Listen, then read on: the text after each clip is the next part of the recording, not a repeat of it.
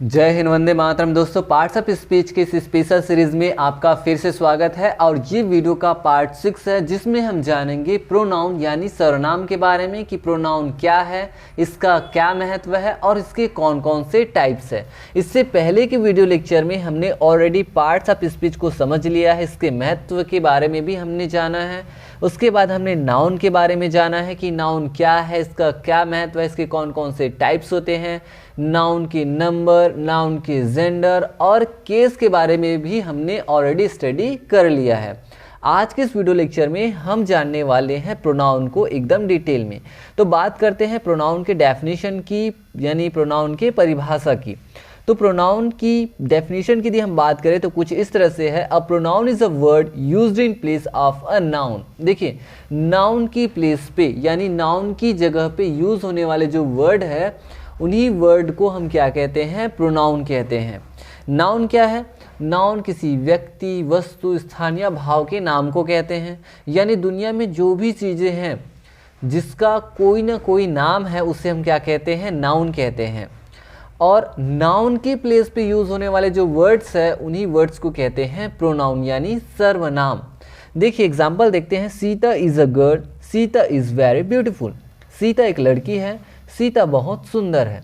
अब इस सेंटेंस में देखिए नेक्स्ट में, Sita is a girl, she is very beautiful.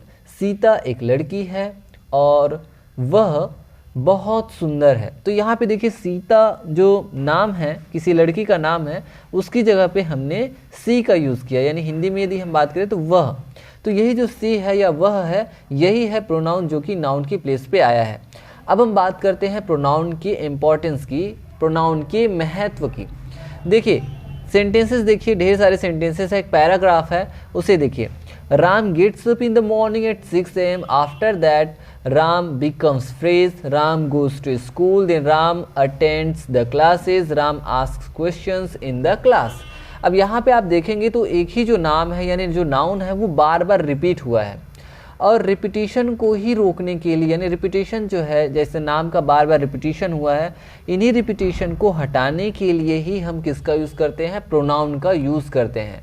क्योंकि बार बार नाम ना लेना पड़े, जैसे गांव का नाम है, व्यक्ति का नाम है, स्थान का नाम है, भाव का नाम है, तो वही नाम न ले और उसकी जगह पे हम किसी दूसरे वर्ड का यूज़ करते हैं। जैसे यहाँ पे हमने लड़के के लिए यानी राम के लिए ही का यूज़ करते हैं, लड़की के लिए सी का यूज़ करते हैं, एक से ज़्यादा वस्तु या एक से ज़्यादा व्यक्ति के लिए दे का यूज़ करते हैं, हम के लिए वी का यूज़ करते हैं, और स्वयं हम जो बात कर रहे हैं, जैसे मैं बात कर रहा हूँ तो उसके लिए हम आई का यूज़ करते हैं। तो यही सब क्या है, प्रोनाउन है। अब हम बात करते हैं प्रोनाउन के टाइप्स की। प्रोनाउन के अलग अलग जगहों पे अलग अलग टाइप्स आपको मिलेंगे, कहीं पे 7, कहीं पे 8, कभी कहीं पे 9, है ना। लेकिन जो 8 टाइप्स है प्रोनाउन के, 8 जो टाइप्स है वो स्टैंडर्ड है। देखिए, personal pronoun, distributive pronoun, reciprocal pronoun, demonstrative pronoun, indefinite pronoun, relative pronoun, reflexive pronoun and एम्फैटिक pronoun. तो ये 8 जो टाइप्स है प्रोनाउन की, ये स्टैंडर्ड टाइप्स है। अब हम बात करते हैं एक एक टाइप्स के बारे में, एक एक टाइप्स को अच्छे से एग्जाम्पल से ही समझते हैं। फर्स्ट है पर्सनल प्रोनाउन यानी पुरुषवाचक या व्यक्तिवाचक सर्वनाम। First person, second person and third person. देखिए पर्सनल प्रोनाउन के 3 प्रकार है जिसमें अलग अलग भागों में डिवाइड किया गया है। एक होता है first person, second person and third person. First person में आई और वी आ जाते हैं, यानी जो वक्ता है वो आ जाते हैं। सेकेंड पर्सन में जो सुनने वाला है वो आ जाता है, लिसनर, ये स्पीकर। और थर्ड पर्सन जिसके बारे में कुछ कहा जाता है, जो वहाँ पे नहीं है, वो हो जाता है, जिसमें ही, शी, इट और दे आ जाते हैं। अब हम बात करते हैं कि जो प्रोनाउन है उसका जो टेबल है वो कुछ इस तरह से है। देखिए इसको आपको याद करनी है ताकि ये जो चीज़ें वो आपके काम आए। जैसे आई सब्जेक्टिव केस हो गया या नॉमिनेटिव केस है तो इसका ऑब्जेक्टिव केस होता है मी, और इसका पॉजेसिव केस जो होता है वो होता है माइन। तो जो वाइट कलर में आप देख रहे हैं, I, me, mine, we, us, ours, you, yours, he, him, his, she, her, hers, it, it, और यहाँ पे नहीं है दे, देम, देयर्स। तो ये सब जो वाइट कलर में आपको दिखाई दे रहे हैं ये प्रोनाउन है। लेकिन ये जो ग्रीन कलर वाला है ना, ये आपके प्रोनाउन नहीं है, ठीक है। ये आपके एडजेक्टिव यानी विशेषण के अंतर्गत आते हैं। तो ये आपको याद रखनी है। वाइट कलर वाले क्या हैं, वाइट कलर वाले आपके प्रोनाउन हैं। तो पर्सनल प्रोनाउन के कुछ एग्जांपल्स देख लेते हैं, सेंटेंसेस में कैसे यूज होते हैं। जैसे आई लाइक डांसिंग, मुझे डांस पसंद है, ठीक है। ही गिव मी मनी, उसने मुझे पैसे दिए।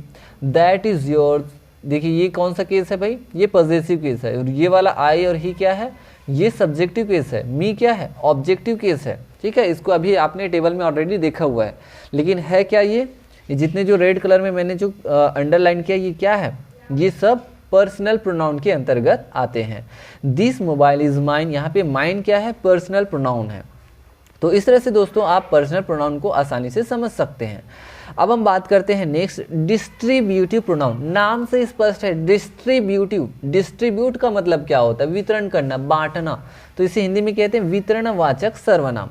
जैसे ईच, ईदर या आइदर बोलते हैं इसे, नीदर या नाइदर बोलते हैं, और ये नन, ठीक है। तो ये क्या है, डिस्ट्रीब्यूटिव प्रोनाउन के अंतर्गत आते हैं। देखिए, each of the 5 students did the homework. Each मतलब प्रत्येक या हर एक ने, 5 स्टूडेंट्स में से प्रत्येक ने होमवर्क किया। Each of the 10 girls is vice हो गया, यहाँ पे इज हो जाएगा, ठीक है, आर नहीं रहेगा, इज हो जाएगा। तो इसमें से क्या हो जाएगा, each of the 10 girls is vice, यानी 10 लड़कियों में से हर एक जो लड़की है वो वाइस है, यानी बुद्धिमान है। इधर of the 2 students did the homework, यहाँ पे देखिए इधर का यूज, इधर इट मीन्स 2 में से 1, तो 2 स्टूडेंट्स में से एक ने होमवर्क किया। इधर of the 2 mobiles is mine, यहाँ पे देखिए 2 मोबाइल्स में से कोई एक जो है वो मेरा है। तो इस तरह से आप ईच एंड ईदर का यूज कर सकते हैं। अब हम बात करते हैं नीदर एंड नन का। तो देखिए ईदर या आइदर का नेगेटिव फॉर्म होता है नीदर या नाइदर। तो नीदर या नाइदर का यूज 2 में से एक के लिए करते हैं, ये अपने आप में नेगेटिव है। तो neither of the 2 students did the homework का मतलब है 2 स्टूडेंट्स में से किसी ने भी अपना होमवर्क नहीं किया। Neither of 2 books is mine का मतलब हो गया कि 2 पुस्तकों में से कोई भी मेरी पुस्तक नहीं है। None of the 10 students did the homework, none का यूज 2 से ज़्यादा के लिए भी करते हैं। तो देखिए 10 स्टूडेंट्स, 10 स्टूडेंट्स में से किसी ने भी अपना या होमवर्क नहीं किया, यहाँ पे अपना नहीं है लेकिन होमवर्क उसने नहीं किया।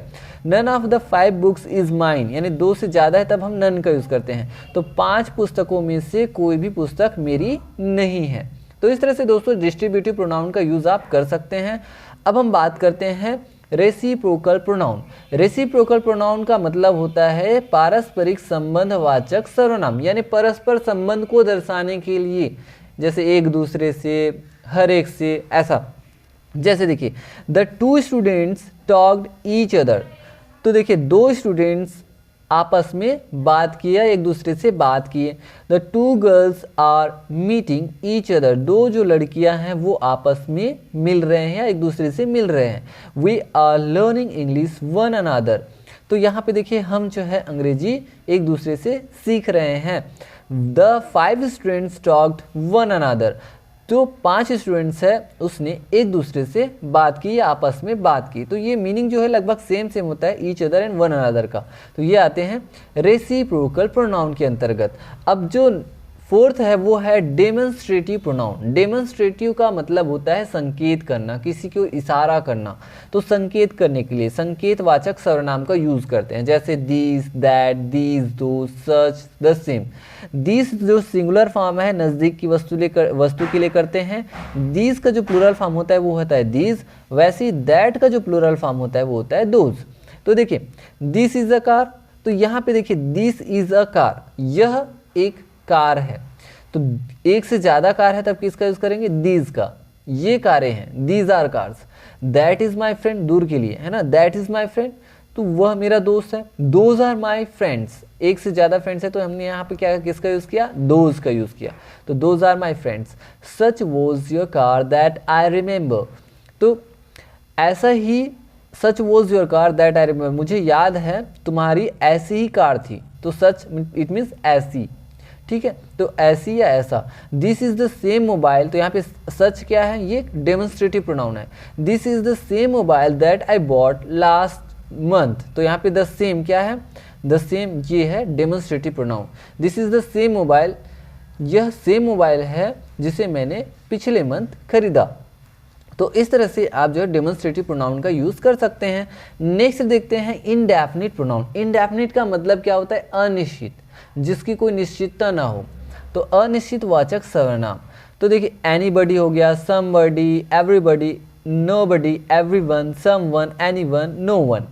इन डेमोन्स्ट्रेटिव ये जो प्रोनाउन है इनडेफिनिट प्रोनाउन का यूज़ हम किसके लिए करते हैं? ऐसे नाउन के लिए करते हैं जो अनिश्चित है, जिसके बारे में पता नहीं है। जैसे हम बोल रहे हैं एनीबडी, एनीबडी कैन स्पीक। अब देखिए क्लास में जैसे हैं और बोल रहे हैं एनीवन कम हियर। एनीवन यदि हम बोल रहे हैं तो भाई क्लास में 50-100 बच्चे हैं, एनीवन बोल रहे हैं तो कोई जरूरी नहीं है कि वही राम ही आए, वही मोहन आए, है ना।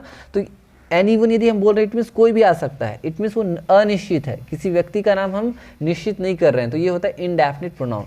तो एनीबडी कैन रिप्लाई, यदि हम कह रहे हैं एनीबडी कैन रिप्लाई यानी कोई भी रिप्लाई कर सकता है, कोई भी उत्तर दे सकता है। Everyone has to attend the meeting, यहाँ पे कहा जाए कि एवरीवन, हर एक को मीटिंग अटेंड करना है। नो वन कम्स हियर, यहाँ पे कोई नहीं आता है। समवन हेल्प्ड मी, किसी ने मेरी मदद की, किसने की पता नहीं। तो ये समवन, नो वन, ये है एवरीवन, एनीबडी, ये सब क्या इनडेफिनिट प्रोनाउन के अंतर्गत आते हैं। अब हम देखते हैं 6 रिलेटिव प्रोनाउन। रिलेटिव का मतलब क्या होता है? संबंध या रिलेशन बनाना। तो संबंधवाचक सर्वनाम जैसे हु है, विच है, दैट है, व्हाट है, हुज है, हुम है, ये सब क्या है? रिलेटिव प्रोनाउन के अंतर्गत आते हैं। और इन्हीं वर्ड्स को हम कंजंक्शन के जो रिलेशन है उसमें भी देखेंगे, बट उसमें थोड़ा सा अंतर होता है। देखिए the girl who is there is my friend, यहाँ पे जो हु है वो क्या कर रहा है? रिलेशन बना रहा है। द गर्ल, ये जो वही लड़की है, ये लड़की है, वो वही लड़की है। Who is there is my friend, the girl who is there is my friend, वो जो लड़की जो वहाँ पे है वो कौन है? वो मेरी फ्रेंड है। The boy whom you know is a singer, तो यहाँ पे हुम बोल रहा है, वो लड़का जिसे तुम जानते हो वो एक क्या है? एक सिंगर है, एक कलाकार है, एक गायक है। The mobile that is there is yours, mobile जो कि वहाँ पे है, दैट इज देयर, तो यहाँ पे जो दैट है, दैट इज देयर, वो क्या है? इज योर्स, वो तुम्हारा है। The girl whose computer is expensive is my friend, the girl whose, ये जो हुज है क्या है? द गर्ल जिसका जो कंप्यूटर है वो काफ़ी एक्सपेंसिव है, वो कौन है? Is my friend. तो इस तरह से ये क्या है? रिलेटिव प्रोनाउन, जिसमें हम रिलेशन दिखाते हैं। 7th है रिफ्लेक्सिव प्रोनाउन। रिफ्लेक्सिव का मतलब क्या होता है? रिफ्लेक्ट करना, दबाव सूचक, दबाव डालना। जैसे स्वयं, ऐसा करके, जैसे myself, your self, yourself, ourself, himself, herself, itself, them self, them self, ठीक है। जैसे आई did the work my self, यहाँ पे देखिए मैंने अपना जो काम है मैंने स्वयं किया। I did the work myself, मैंने काम को स्वयं किया। They came here themselves, वे स्वयं यहाँ आए।